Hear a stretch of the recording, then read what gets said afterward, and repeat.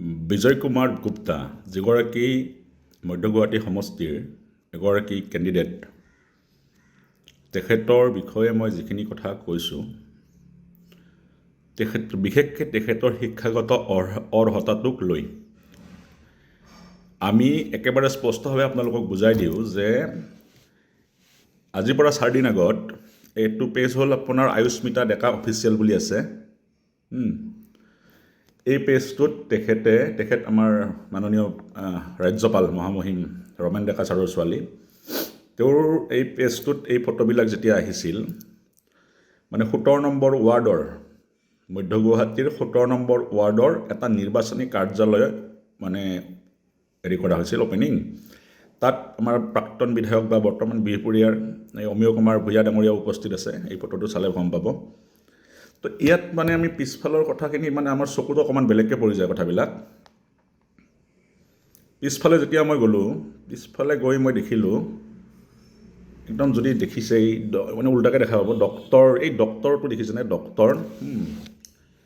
এই ডক্টৰটো দেখি তাৰমানে মোৰ অলপ পাজল লাগিল, কাৰণ এই মানুহজন 2016 চনত পশ্চিম গুৱাহাটীত টিকেটৰ দাবীদাৰ আছিল। তেতিয়া তাৰ আগৰ পৰাই তেখেত কি ক'ত কিয় বিখ্যাত আমিতো জানো। তেখেত পাব্লিক ফিগাৰ, মই তেওঁক অপমান কৰা নাই, নকৰোঁ কেতিয়াও।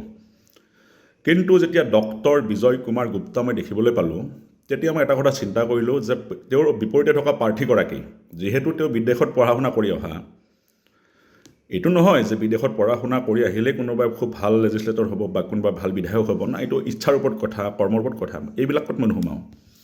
কিন্তু তেখেতে এই শিক্ষিত ছোৱালীৰ কাৰণেই হয়তো তাইৰ লগত এটা মানে তেওঁৰ কণ্টেষ্ট দিয়াতে দেখাব লগা হ'ল যে ময়ো ডক্টৰেট। তেওঁ কি বেপাৰ কৰিছিল আমি জানো। গতিকে তেওঁ এজন বিজনেছমেন, বেপাৰী মানুহ। যোৱাকালিৰ পৰা স্কুটি ৰিলেটেড কথাবিলাকো ওলাইছে।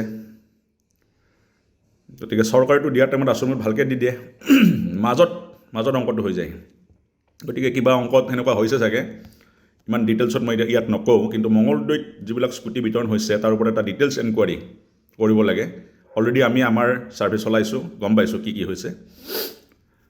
দ্বিতীয়তে, যেতিয়া গম পালোঁ যে তেখেতৰ শিক্ষাগত অৰ্হতাটো তেওঁ ডক্টৰেট যেতিয়া দি দিলে, that means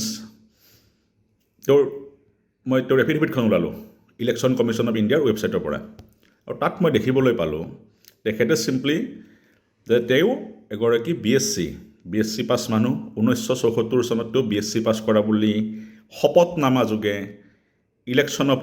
election commission of ইণ্ডিয়াক তেওঁ জমা দিছে যে তেওঁ 1974 চনত ইউনিভাৰ্চিটি অফ গৰখপুৰৰ পৰা BSc পাছ কৰিছিল। গতিকে BSc পাছ কৰা মানুহজনে তাৰপাছত তেওঁ হয়তো MSc কৰিলে, কিন্তু হায়েষ্টটো BSc দেখাইছে। আকৌ MScৰ পিছত তেওঁ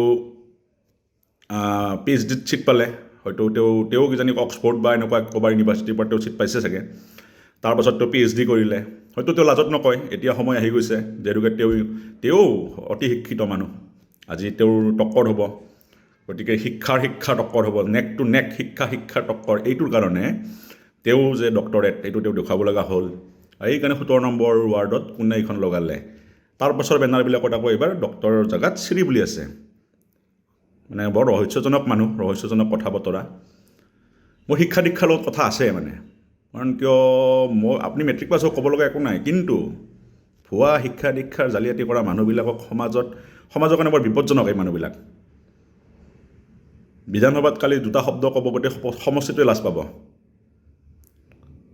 জাতীয় সংগীতটোতো বাৰু গাব জানে নে নাজানে, পাৰিব নে নোৱাৰে, আওৰাব সন্দেহে আছে। তাৰ পাছত থাকিল যে তেখেতে ঠিক আছে, তেখেত ডক্টৰেট। এতিয়া আমি ডক্টৰেটৰ ওপৰত ৰিচাৰ্চটো আমাৰ চলি আছে, অলৰেডি আমাৰ ৰিচাৰ্চ প্ৰায় হৈছেই। এনেকুৱা ডক্টৰেট আমাৰ গুৱাহাটীৰ বহু মানে অসমৰ বহুত ইউনিভাৰ্চিটি কলেজবিলাকত আছে। ইউনিভাৰ্চিটি নাই, কলেজবিলাকত আগতে মানে নৰ্মেল আছিল, চাকৰিটো পাৰ্মানেণ্ট কৰাৰ ক্ষেত্ৰত বা কিবা কৰাৰ ক্ষেত্ৰত এইবিলাক কিনিব পায়। মানে তেওঁ বিজয় গুপ্তাটো কিনা নহয়, তেওঁতো বহুত ভালকৈ পঢ়া শুনা কৰি পাইছে। আৰু তেওঁ কি ছাবজেক্টত BSc সেইটো কনফাৰ্ম নহ'ল, মানে অভাৰঅল নে অনাৰ্ছ আছিল। গতিকে এইখিনিয়ে কথা।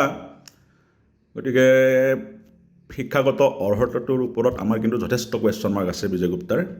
তেখেতে এইটো স্পষ্ট কৰাই ভাল, কাৰণ কিয় তেওঁ স্কুল ক'ত পঢ়িছিল, হাই ছেকেণ্ডাৰী ক'ত পঢ়িছিল, BSc পঢ়িব তেওঁ গৈছিল নে তাতেই পঢ়ি কিনে তাত BSc কৰি আহিছিল, এই কথাখিনি স্পষ্ট হোৱাটো ভাল 9 তাৰিখৰ আগত গোটেইখিনি তেওঁ যদি স্পষ্ট কৰি দিয়ে আমিও আমাৰ ক'বলগীয়াখিনি তেতিয়া আমি উপস্থাপন কৰিব পাৰিম আৰু স্কুটিৰ কথাখিনিও আছে গতিকে এনেকুৱা মানুহ এজন চাপ'জ আমাৰ এগৰাকী ব্যক্তি যিহেতুকে আমি এটা সন্মানীয় সমষ্টিৰ পৰা কাৰোবাক মানুহে ভোট দিব গতিকে তেওঁ সন্দেহৰ ঊৰ্ধ্বত হ'লে ভাল তেওঁৰ কথা বতৰাবিলাক এইখিনি আমাৰ ক'বলগীয়া ধন্যবাদ